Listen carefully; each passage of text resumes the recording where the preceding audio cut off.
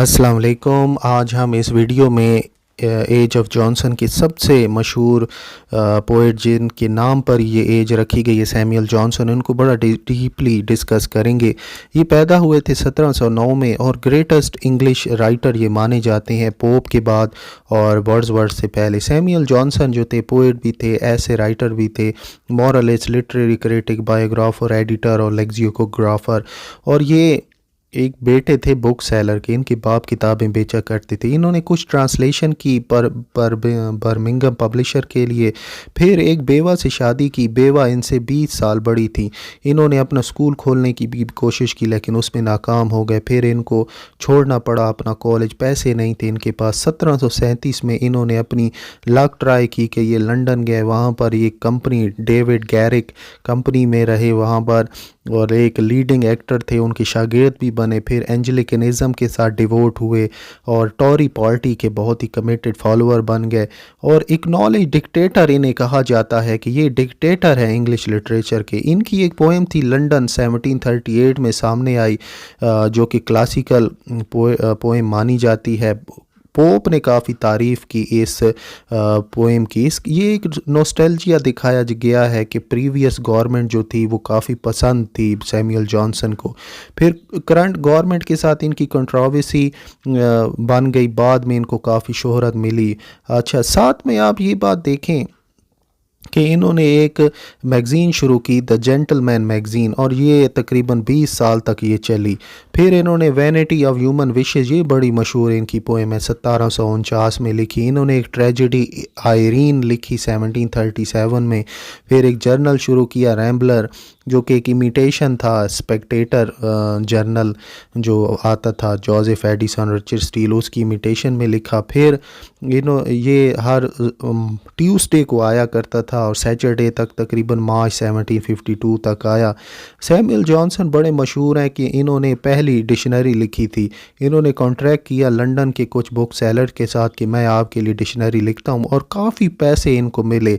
इनको 1500 गुनेज, यानी आप ये समझें उस वक्त के दौर के बहुत ज़्यादा पैसे थे ये। फ्रेंच पीपल की अपनी डिक्शनरी थी, जर्मन्स की भी अपनी डिक्शनरी थी, लेकिन इंग्लैंड वालों की कोई डिक्शनरी नहीं थी। जॉनसन ने सोचा कि मैं 3 साल में ये डिक्शनरी लिख लूँगा, लेकिन उनको 7 साल लग गए। हर एक वर्ड को सिंगल हैंडेडली खुद उन्होंने लिखा और क्लैरिकल असिस्टेंस भी इनको हासिल थी। डिक्शनरी जब मुकम्मल हुई तो बहुत महंगी थी, 1600 पाउंड में वो बिकी। डिक्शनरी के अंदर बहुत सारी कोटेशंस भी थी, काफ़ी लिटरेरी भी थी, और लिंग्विस्टिकली की ज़्यादा लिटरेरी ये डिक्शनरी थी। फिर इन्होंने बुनियाद रखी इंग्लिश लेक्सिकोग्राफी की, आर्ट ऑफ डिक्शनरी राइटिंग की। जॉनसन जो थे अब बहुत लेट हुए अपने पेट्रन को ढूंढने में। जॉनसन ने फिलिप स्टैनहोप के साथ कांटेक्ट किया, जो कि अर्ल थे चेस्टरफील्ड के और जो पेट्रन थे, और इनसे पैसे की मदद मांगी, लेकिन उन्होंने उनको पैसे ना दिए। चेस्टरफील्ड ने डिक्शनरी को भी काफ़ी क्रिटिसाइज़ किया, लेकिन जब डिक्शनरी मुकम्मल होने पे आई तो पेट्रन इनकी मदद करना चाहते थे, लेकिन जॉनसन ने मुकम्मल तौर पे इनको रिजेक्ट कर दिया। और 300 साल पुराना जो लॉन्ग पैट्रोनेज सिस्टम था उसको काफ़ी धचका मिला। तो डिक्शनरी जब मुकम्मल हो गई तो जॉनसन को 300 पाउंड हर साल मिला करते थे। फिर इन्होंने एक क्लब फाउंड किया, द क्लब, 1764 में। इस क्लब के जो मेंबर्स थे वो थे Joshua Reynold, Oliver Goldsmith, Edmund Burkes और विलियम जॉन्स बॉसवेल। इनका एक और वर्क है रेसेलेस। ये एक मॉरलाइजिंग टेल है जो कि 1759 में आई। कहा जाता है कि इनकी माँ मर गई थी और जॉनसन की, और इनके पास पैसे नहीं थे फ्यूनरल के लिए, तो ये वर्क इन्होंने पब्लिश करा के अपनी माँ की फ्यूनरल करवाया था। इन्होंने प्रेफेस टू शेक्सपियर लिखा, जो कि फर्स्ट क्रिटिकल ऐसे है उस सब्जेक्ट का। ऐसे जो है अंडर वैल्यू करता है मिल्टन को और प्रिजुडिस दिखाता है स्विफ्ट की तरफ। जॉनसन जो है बड़े मशहूर हैं अपने एक work the lives of the most eminent English poets. ये एक बायोग्राफी थी और इसके अंदर 52 पोइट्स की लाइफ के बारे में लिखा गया था, इंग्लिश लिटरेचर के जो पोइट्स थे।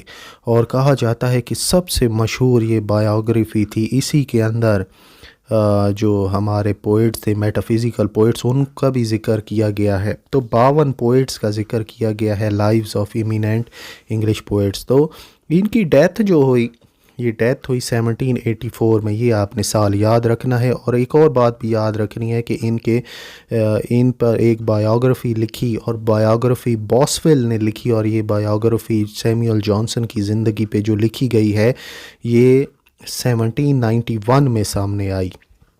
तो ये थे सैमुअल जॉनसन। तो सैमुअल जॉनसन को आपने याद रखना है कि ये एक ऐसे डिक्टेटर हैं कि इनकी हर राइटर इनकी रिस्पेक्ट किया करता था। लोग अपनी पोएम्स लिख कर इनके पास भिजवाया करते थे कि आप बताइए इनमें क्या क्या गलतियां हैं।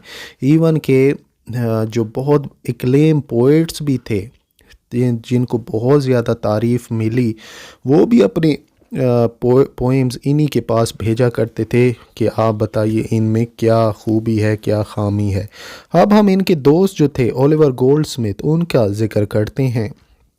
ये पैदा हुए थे 1728 में और 1774 में इनकी मौत हुई।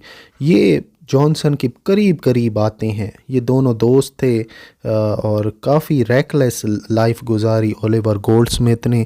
इनको इंस्पायर्ड इडियट कहा गया है हॉरेस वालपोल ने, और इन्होंने यूरोप का ग्रैंड टूर किया था। इन्होंने द ट्रैवलर पोएम लिखी और द विकार ऑफ वेकफील्ड लिखा 1766 में। बड़ा इन्फ्लुएंस था हुआ इनका जो ग्रैंड टूर किया उसका। गोल्डस्मिथ ने एक एंशियंट गांव था, उसकी तबाही को देखा, और एक अमीर आदमी का बाग बनाने के लिए पूरा गांव तबाह किया जा रहा था। तो घर जाके उन्होंने द डिज़र्टेड विलेज पोएम लिखी और मायूसी दिखाई कि किस तरीके से गांव की तबाही की जा रही है। और बाद में ये पोएम बड़ी मशहूर हुई। ये एक मेंबर थे जॉनसन क्लब के, और कहते थे इन्होंने अपनी आखिरी ज़िंदगी बहुत ही दर्दनाक गुजारी। बाद में इन्होंने प्लेस भी लिखे, शी स्टूप्स टू कंकर, द गुड नेचर्ड मैन। और इनकी मौत जो थी वो 1774 में हुई। कहा जाता है कि इनकी जब ये कब्र में दफनाया गया तो सैमुअल जॉनसन ने इनके बारे में कहा कि इनकी कोताहियों गलतियों को मत याद रखना, ये एक बहुत ही अजीम इंसान थे। इस तरह की बात सैमुअल जॉनसन ने इनकी कब्र के ऊपर लिखवाई। तो आप ये देखें, ये दोनों दोस्त थे और सैमुअल जॉनसन को पता था कि ये थोड़ा अपने रास्ते से बिगड़ गए हैं, रास्ते से हट गए हैं, लेकिन फिर भी जब इवन कब्र में दफनाया जा रहा था उस टाइम, और इनकी कब्र पर ये वाले अल्फाज इनके दोस्त सैमुअल जॉनसन ने लिखवाए कि इन्होंने जो ज़िंदगी में गलतियां की हैं उनको मत याद रखिएगा, ये एक बहुत ही अजीम इंसान थे। तो ये थे ओलिवर गोल्डस्मिथ। अब हम इस एज की समरी कर लेते हैं। समरी ये है कि रोमांस का रिवाइवल हुआ, लोगों ने दिलचस्पी लेना शुरू की उस लिटरेचर में जो मिडीवल एज में लिखा जा रहा था। डॉक्टर जॉनसन ने इस एज को डोमिनेट किया। गॉथिक नावल का राइज हुआ, जिन भूत प्रेत वाले नावल इंग्लिश लिटरेचर में आए। हिस्ट्री और पॉलिटिकल प्रोज भी लिखा गया। पहली डिक्शनरी लिखी गई फ्रेंच रेवोल्यूशन के बारे। फ्रेंच रेवोल्यूशन पे भी आप ये समझ लें फ्रेंच रेवोल्यूशन के बारे में भी पेशन गोई की गई कि ऐसा कोई इनकलाब आने वाला है। और फिर ग्रेवयार्ड पोएट्स आए जो कि कब्र और मौत और इस तरह के टॉपिक्स पर लिखा करते थे।